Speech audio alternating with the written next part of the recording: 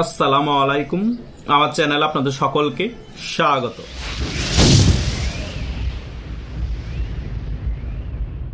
আওয়ামী লীগ সরকার 16 বছর ক্ষমতায় ছিল। 16 বছর ক্ষমতায় থাকার ফলে আওয়ামী লীগের মধ্যে অনেক নেতা অনেক বেশি দুর্নীতিও করেছে এবং শেখ হাসিনা সরকার বাংলাদেশের অনেক উন্নয়নও সাধিত করেছে। কিন্তু 5ই আগস্ট শেখ হাসিনা সরকারের পতনের কিছু মাস আগে থেকে এই রাজাকারদের নাতিপুতিরা মেটিকুলাস ডিজাইনের মাধ্যমে বাংলাদেশের জনগণকে ব্রেন ওয়াশ করা শুরু করে দিয়েছিল এবং শেখ হাসিনার যত ল্যাকিংস ছিল ওই সকল বিষয়কে আরো বাড়িয়ে অনেক বেশি জনগণকে ব্রেন ওয়াশ করে তুলে ধরেছিল। জনগণ ব্রেন ওয়াশ হয়ে আওয়ামী লীগ সরকারের উপর অনেক বেশি রাগ, ক্ষোভ, ঘৃণা সৃষ্টি হয়। এর ফলস্বরূপ 5ই আগস্ট শেখ হাসিনা সরকারের পতন হয় এবং 5ই আগস্ট পরবর্তী সময় 1-2 মাস আওয়ামী লীগের প্রতি অনেক বেশি ঘৃণার চাষ হয় এবং আওয়ামী লীগের সকল নেতাদের ঘর বাড়ি জ্বালিয়ে পুড়িয়ে ছাই করে দেওয়া হয় এবং তখন মনে হচ্ছিল আওয়ামী লীগের জনপ্রিয়তা অনেক কমে গিয়েছিল। সেই কারণে বাংলাদেশের জনগণ এমন কাজ করা শুরু করে দিয়েছে 5ই আগস্ট শেখ হাসিনা সরকার পতনের পর।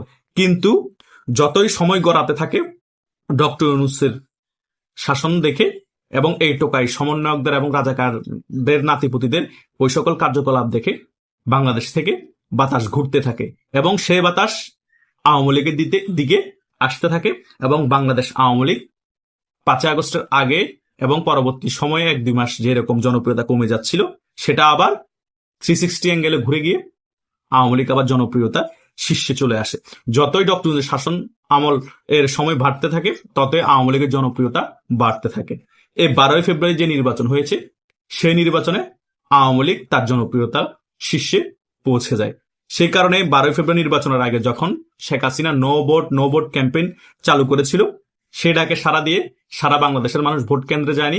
সারা বাংলাদেশে মাত্র 25-30% ভোট কাস্ট হয়েছে এবং 21% ভোট নাকি জাল হয়েছে। যে 60% ভোট কাস্ট হয়েছে দেখিয়েছে ডক্টর সরকার, তার মধ্যে নাকি 21% ভোট জালই হয়েছে।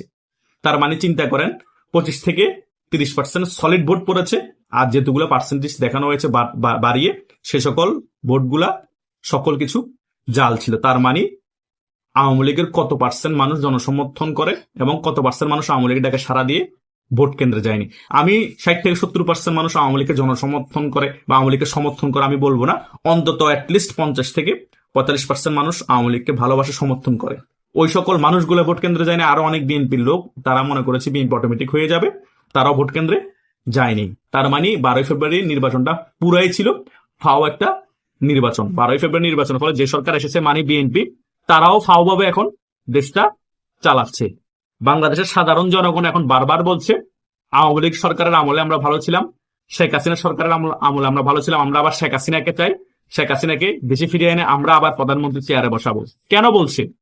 রিক্সাওয়ালারা শেখ হাসিনার আমলে 1-2 হাজার টাকা ডেইলি ইনকাম করতো।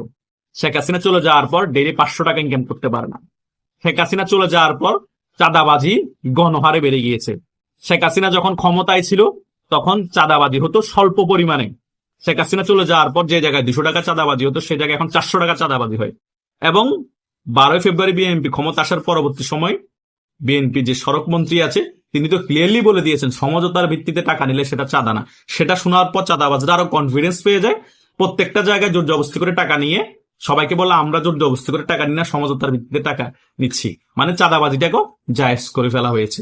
সাধারণ খেটে খাওয়া জনগণ কি পরিমাণ যে হ্যাসেলের উপর আছে এই 12ই ফেব্রুয়ারি পরবর্তী সময় এবং 12ই ফেব্রুয়ারি আগে ছিল, এখন আরো বেড়ে গিয়েছে কারণ সমঝোতার ভিত্তিতে চাঁদাবাজি চলছে। এই পরিস্থিতি বাংলাদেশের বাতাস সম্পূর্ণরূপে 360 অ্যাঙ্গেল আওয়ামী লীগের পক্ষে চলে গিয়েছে। বাংলাদেশের জনগণ শুধু একটা সুযোগ খুঁজছে, আওয়ামী লীগ আবার কখন রাজনীতিতে ফিরে আসবে, আওয়ামী লীগ কখন নির্বাচনে আবার অংশগ্রহণ করবে। জনগণ নীরবে ভোট বিপ্লব করে আওয়ামী লীগকে 220-30 আসনের উপরে জিতিয়ে আবার শেখ হাসিনাকে যদি আল্লাহ বাঁচিয়ে রাখেন ক্ষমতায় বসাবে। 100% ধরে রাখেন প্রত্যেকটা জায়গায় কিন্তু একটা শোরগোল লেগেই আছে। আওয়ামী লীগ কখন রাজনীতি ফিরে আসবে, শেখ হাসিনা কখন দেশে ফিরে আসবে, আমরা কখন আবার আওয়ামী লীগকে ভোট দিতে পারবো।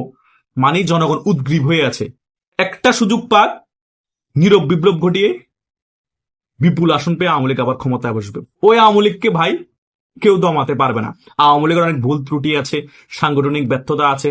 আওয়ামী লীগের মধ্যে যে সকল দুর্নীতিগ্রস্ত নেতা ছিল, তারাও দেশের মধ্যে অনেক ধরনের দুর্নীতি করেছে, নিরীহ মানুষদেরকে দমন নিপীড়ন করেছে, বিএনপিকে দমন নিপীড়ন করেছে, সকল কিছু সত্য। কিন্তু ৫ আগস্টের পরবর্তী সময় আওয়ামী লীগ যা করেছিল, আওয়ামী লীগের নেতারা যা করেছিল, আপনারা সেম রিপিট তা করেছেন, বরং আরো 10 গুণ বাড়িয়ে করেছেন। তার মানে আওয়ামী লীগ মন্দের ভালো ছিল, আওয়ামী লীগের খারাপ কাজগুলো আপনারা একেবারে ক্লিন করে দিয়েছেন আপনাদের ৫ আগস্টের পরবর্তী সময় কার্যকলাপের কারণে। কারণ আপনারা আরো দ্বিগুণ করেছেন, সে কারণে জনগণ আগের খারাপ কাজগুলো ভুলে গিয়েছে, আওয়ামী লীগের আগের দুর্নীতির কথাগুলো ভুলে গিয়েছে। আপনারা যদি নতুন বন্দোবস্ত করতে পারতেন, নতুন কিছু দেখাতে পারতেন, তাহলে আওয়ামী লীগকে বাংলাদেশের মানুষ মন ভরে ঘৃণা করত, আওয়ামী লীগের জনপ্রিয়তা বাড়ত না, বাতাসও আওয়ামী লীগের দিকে যেত না, আপনাদের দিকেই থাকতো। কিন্তু বিএনপি, জামাত, এনসিপি, গং মিলে বাংলাদেশে ৫ আগস্টের পরে এমন স্টিমুলার চালিয়েছেন আওয়ামী লীগের উপর, দেশের জনগণের উপর, যে দেশের মানুষ এখন আওয়ামী লীগকেই চাই, দিনে রাতে শুধু চাই আওয়ামী লীগ ফিরে আসুক, আওয়ামী লীগ আবার ক্ষমতা আসুক। যাকে জিজ্ঞেস করবেন সে এই কথাগুলো বলছে। বাংলাদেশের 60% মানুষ এখন এই কথাগুলো বলবে। 40% মানুষের কথা আমি বাদে দিলাম, বিএনপি, জামাত এবং এনসিপির সমর্থক যারা আছে। কথা বুঝতে পেরেছেন? বাংলাদেশের 60% মানুষ আওয়ামী লীগকে ভোট দিবে না, কিন্তু আপনাদের কার্যকলাপের কারণে মনে প্রাণে আওয়ামী লীগকে সমর্থন করছে।